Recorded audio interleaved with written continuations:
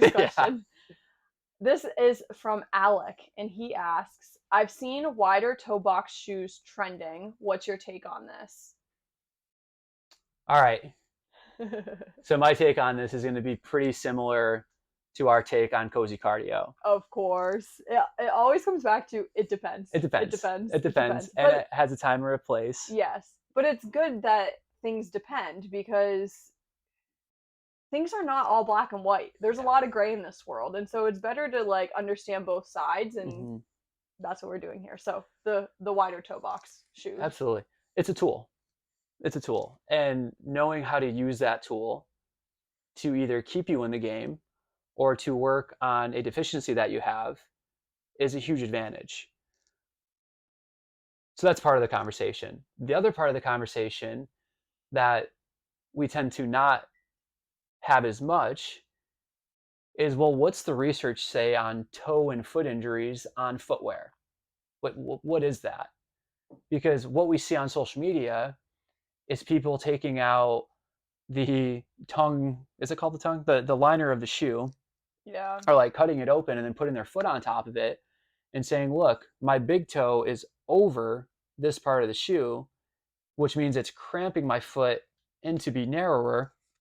And because of that, we're going to have injury because naturally our toes are meant to splay.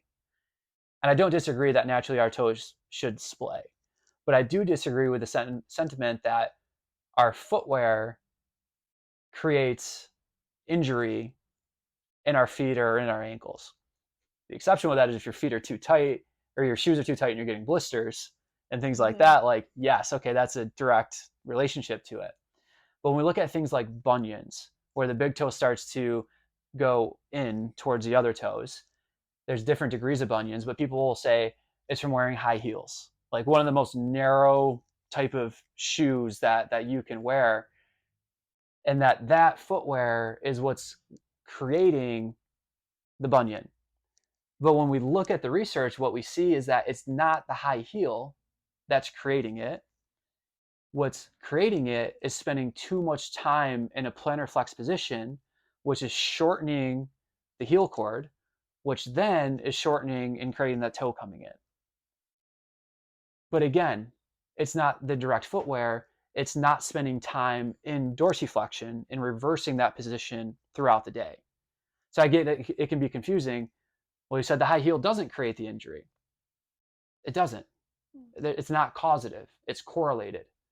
When it's correlated, there's other factors that are bringing it on. The other factor that's bringing it on is being in one position for too long of a period of time. Most of the time, heels were worn for 8-hour days, right? Before Crocs came out.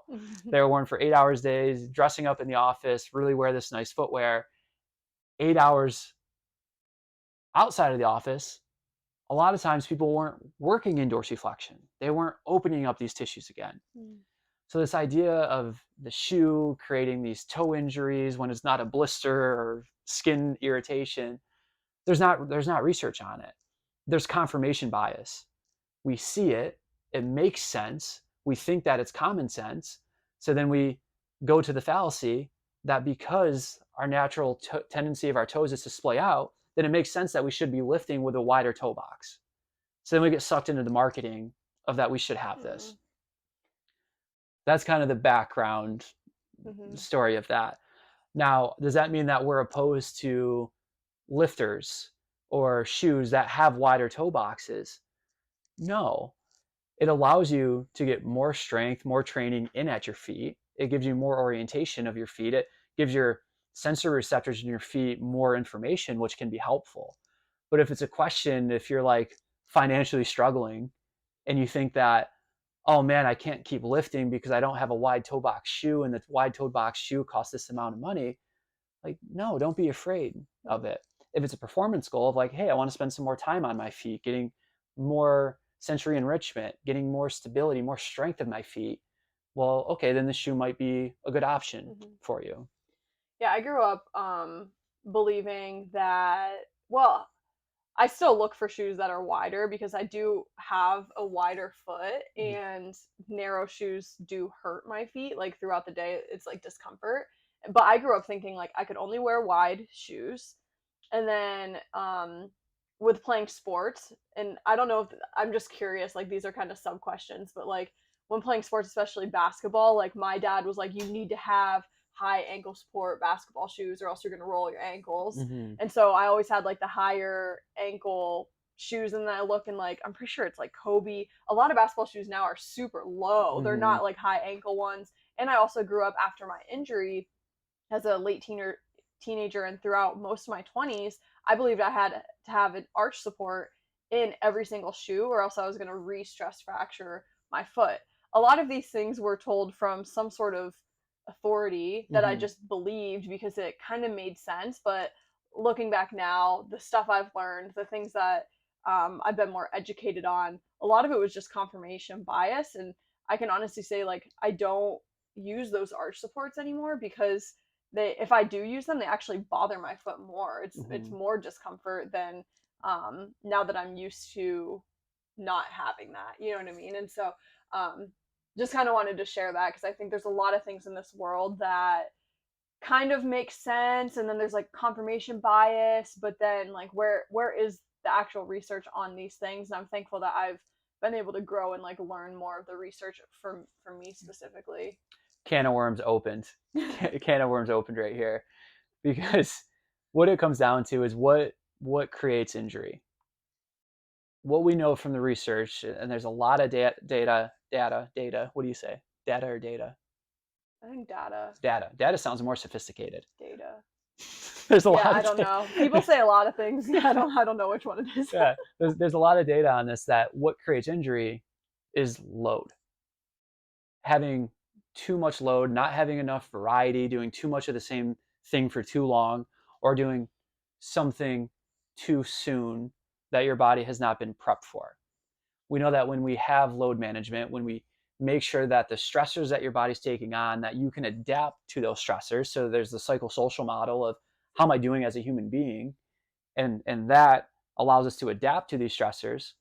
But other than that, then do we have progressive overload that's occurring? Because you can have a variety of footwear, but if you're overloading, if you're spiking your workload too much too soon, you could be barefoot, you could be in a lifter, you could be in a wide toe box, a narrow toe box, and you're setting yourself up for injury because you haven't been exposed to that threshold that your body would adapt to. The other part of this is, in a perfect world, having different shoes is a great thing.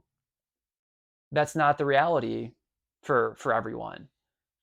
There's a reality that people can only work out barefoot because they don't have means to have shoes or they don't have the resources for that.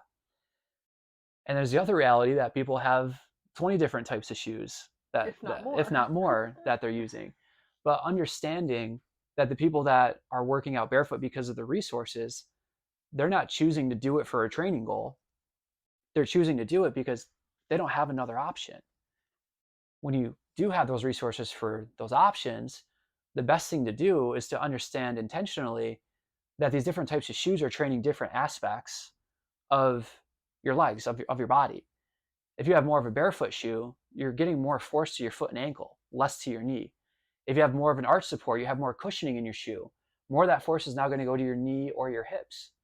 So you might be dealing with some discomfort in the feet, in the foot or ankle complex. Might not be a good time to say, let me try to PR with a barefoot shoe. Vice versa, you might be having some knee and hip discomfort.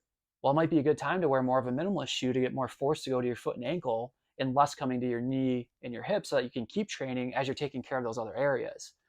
So variety variety is good. Variety is good. And there's research in running to show that a factor aside from load management that decreased the likelihood of injury was having different styles of shoes and changing them in to have that variety. I just don't want people to get stuck in the thought that in order for them to train, they need a specific shoe in order to do that. Some of the best basketball players have played with the worst shoes on and still dominated. And then the shoe came afterwards.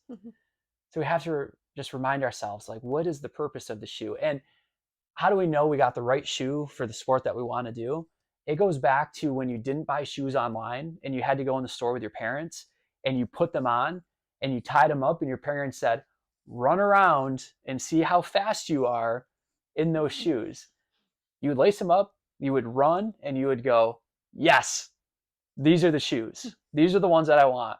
Or you do that lap and you're like, like these shoes look cool, but I'm not running in these. I'm not fast in these. Get them off my feet. Fast shoe test. That's what we should be going towards. Mhm. And I can honestly say that last summer when I bought new running shoes, we went in and I Oh, did the fast shoe test. I have evidence. I have evidence of that saved on the phone. I love it.